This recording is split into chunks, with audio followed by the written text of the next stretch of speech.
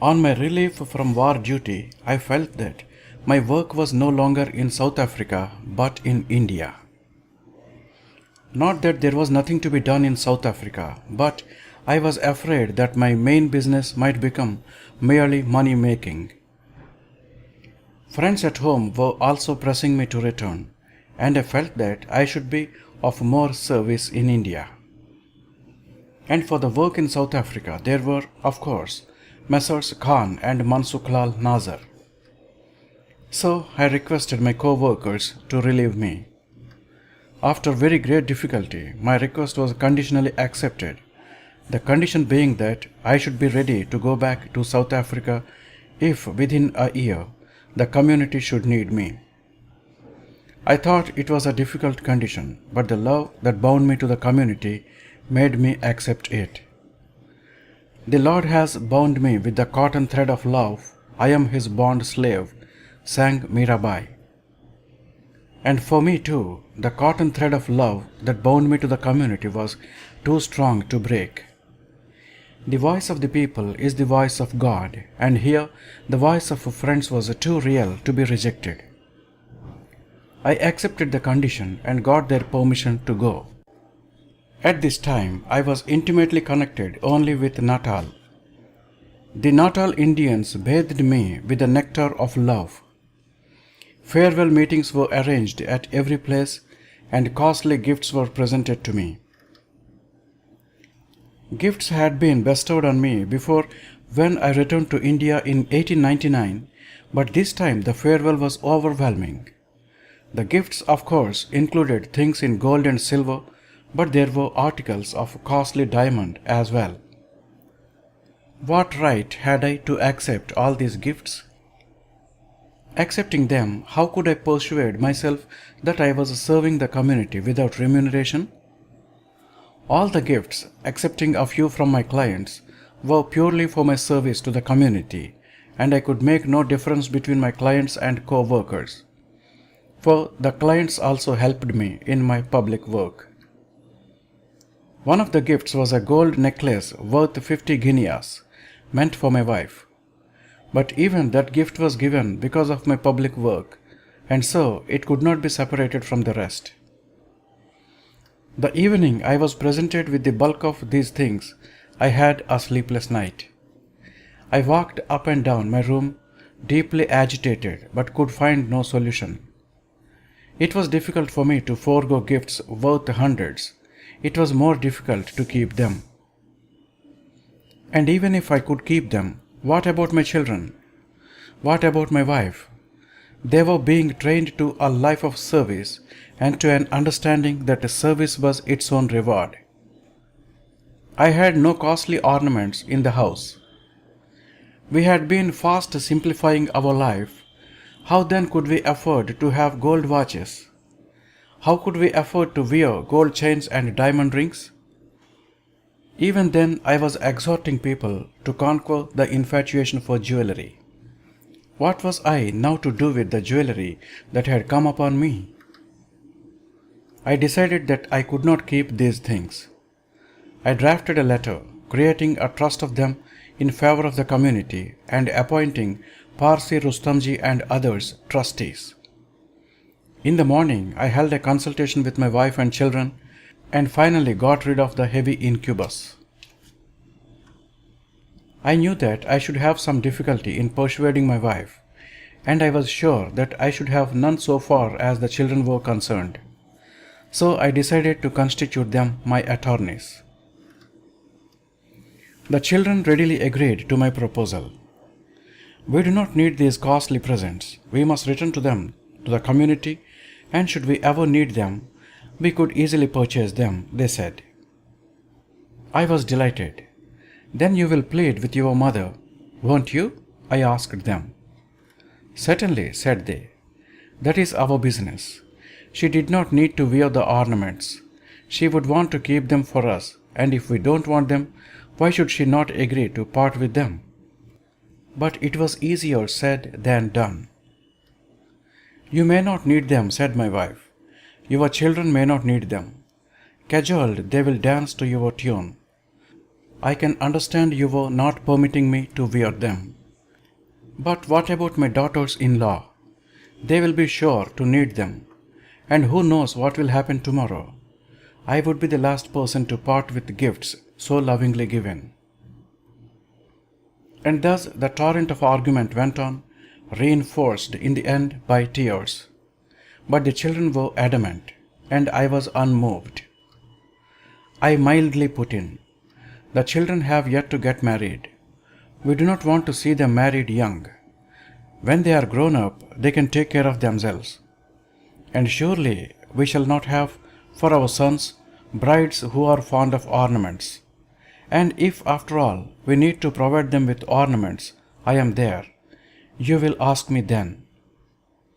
"Ask you? I know you by this time. You deprived me of my ornaments. You would not leave me in peace with them.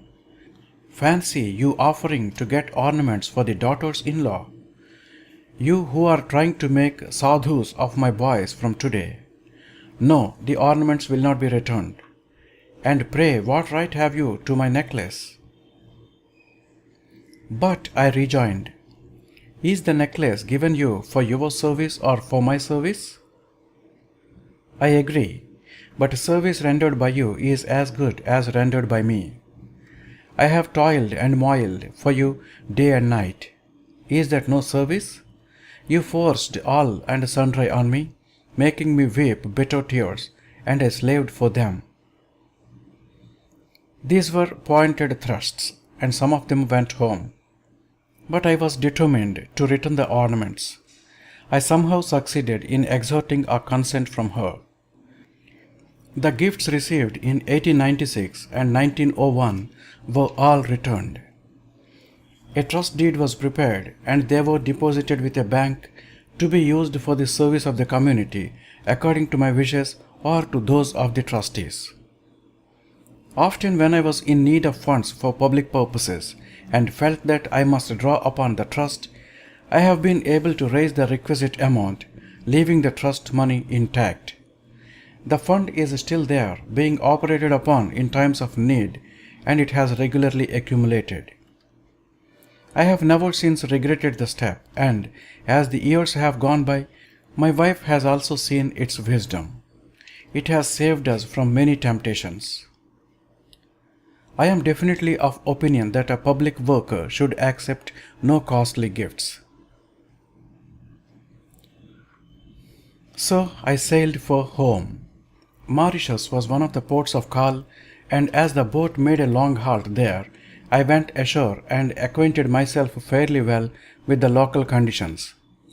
For one night I was the guest of Sir Charles Bruce, the governor of the colony. After reaching India, I spent some time in going about the country. It was the year 1901 when the Congress met at Calcutta under the presidentship of Mr. later Sir Dinshaw Vacha, and I, of course, attended it. It was my first experience of the Congress. From Bombay, I travelled in the same train as Sir Firoz Mehta, as I had to speak to him about conditions in South Africa. I knew the kingly style in which he lived. He had engaged a special saloon for himself, and I had orders to take my opportunity of speaking to him by travelling in his saloon for one stage. I therefore went to the saloon and reported myself at the appointed station. With him were Mr. Vacha and Mr. now Sir Chimanlal Setalvad. They were discussing politics. As soon as Sir Firoz Shah saw me, he said, "Gandhi, it seems nothing can be done for you. Of course, we will pass the resolution you want. But what rights have we in our own country? I believe that so long as we have no power in our own land, you cannot fare better in the colonies." I was taken aback. Mr. Setalvad seemed to concur in the view. Mr. Vacha cast a pathetic look at me. I tried to plead with Sir Firoz Shah, but it was out of the question for one like me to prevail upon the uncrowned King of Bombay. I contented myself with the fact that I should be allowed to move my resolution. "You will of course show me the resolution," said Mr. Vacha to cheer me up. I thanked him and left them at the next stop. So we reached Calcutta. The President was taken to his camp with great eclat by the reception committee. I asked a volunteer where I was to go. He took me to the Ripon College, where a number of delegates were being put up. Fortune favored me. Lokmanya was put up in the same block as I. I have a recollection that he came a day later, and as was natural, Lokmanya would never be without his darbar. Were I a painter, I could paint him as I saw him seated on his bed, so vivid is the whole scene in my memory. Of the numberless people that called on him, I can recollect today only one, namely the late Babu Motilal Ghosh, editor of the Amrit Bazar Patrika. Their loud laughter and their talks about the wrongdoings of the ruling race cannot be forgotten. But I propose to examine in some detail the appointments in this camp. The volunteers were clashing against one another. You asked one of them to do something, he delegated it to another, and he in his turn to a third, and so on. And as for the delegates, they were neither here nor there. I made friends with a few volunteers. I told them some things about South Africa, and they felt somewhat ashamed. I tried to bring home to them the secret of service. They seemed to understand, but service is no mushroom growth. It presupposes the will first and then experience. There was no lack of will on the part of those good, simple-hearted young men, but their experience was nil. The Congress would meet 3 days every year and then go to sleep. What training could one have out of a 3 days show once a year? They would do nothing themselves. Volunteer, do this, volunteer, do that, were their constant orders.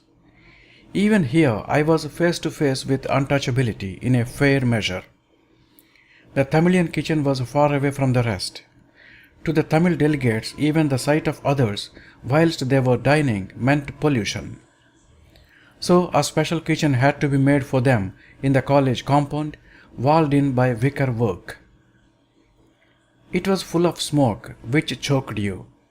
It was a kitchen, dining room, washroom all in one. A closed safe with no outlet. To me, this looked like a travesty of Varna Dharma. If, I said to myself, there was such untouchability between the delegates of the Congress, one could well imagine the extent to which it existed among their constituents. I heaved a sigh at the thought. There was no limit to insanitation. Pools of water were everywhere. There were only a few latrines, and the recollection of their stink still oppresses me. I pointed it out to the volunteers. They said point blank, "That is not our work, it is the scavenger's work." I asked for a broom. The man stared at me in wonder. I procured one and cleaned the latrine. But that was for myself. The rush was so great and the latrines were so few that they needed frequent cleaning. But that was more than I could do. So I had to content myself with simply ministering to myself. And the others did not seem to mind the stench and the dirt. But that was not all. Some of the delegates did not scruple to use the verandas outside their rooms for calls of nature at night. In the morning, I pointed out the spots to the volunteers. No one was ready to undertake the cleaning, and I found no one to share the honor with me of doing it. Conditions have since considerably improved, but even today thoughtless delegates are not wanting who disfigure the Congress camp by committing nuisance wherever they choose, and all the volunteers are not always ready to clean up after them. I saw that if the Congress session was to be prolonged, conditions would be quite favorable for the outbreak of an epidemic. There were yet 2 days for the Congress session to begin. I had made up my mind to offer my services to the Congress office in order to gain some experience. So, as soon as I had finished the daily ablutions on arrival at Calcutta, I proceeded to the Congress office. Babu Bhupendranath Basu and Sergeant Ghosal were the secretaries. I went to Bhupen Babu and offered my services. He looked at me and said, "I have no work, but possibly Ghosal Babu might have something to give you. Please go to him." So I went to him. He scanned me and said with a smile, "I can give you only clerical work. Will you do it?" "Certainly," said I. "I am here to do anything that is not beyond my capacity." "That is the right spirit, young man," he said. Addressing the volunteers who surrounded him, he added, "Do you hear what this young man says?" Then turning to me, he proceeded, "Well then, here is a heap of letters for disposal. Take that chair and begin. As you see, hundreds of people come to see me. What am I to do? Am I to meet them, or am I to answer these busy bodies inundating me with letters? I have no clerks to whom I can entrust this work. Most of these letters have nothing in them, but you will please look them through. Acknowledge those that are worth it and refer to me those that need a considered reply." I was delighted at the confidence reposed in me. Sergeant Ghosal did not know me when he gave me the work. Only later did he enquire about my credentials. I found my work very easy, the disposal of that heap of correspondence. I had done with it in no time, and Sergeant Ghosal was very glad. He was talkative. He would talk away for hours together. When he learnt something from me about my history, he felt rather sorry to have given me clerical work. But I reassured him, "Please don't worry. What am I before you? You have grown grey in the service of the Congress, and are as an elder to me. I am but an inexperienced youth. You have put me under a debt of obligation by entrusting me with this work. For I want to do Congress work, and you have given me the rare opportunity of understanding the details." "To tell you the truth," said Sergeant Ghosal, "that is the proper spirit. But young men of today do not realize it.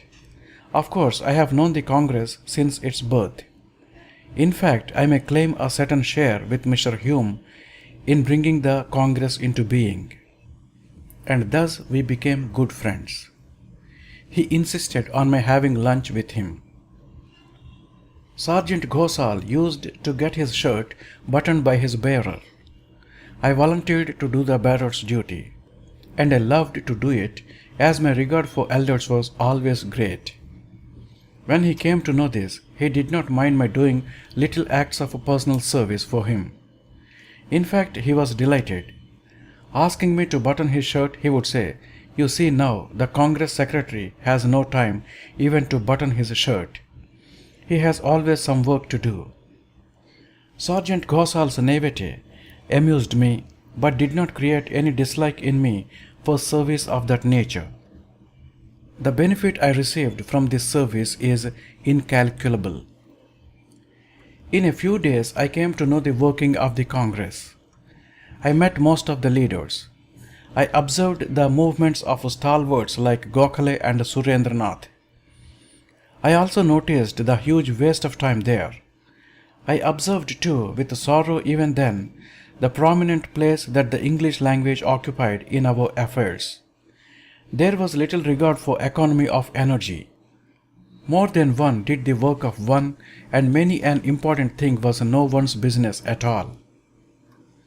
Critical as my mind was in observing these things, there was enough charity in me, and so I always thought that it might, after all, be impossible to do better in the circumstances, and that saved me from undervaluing any work.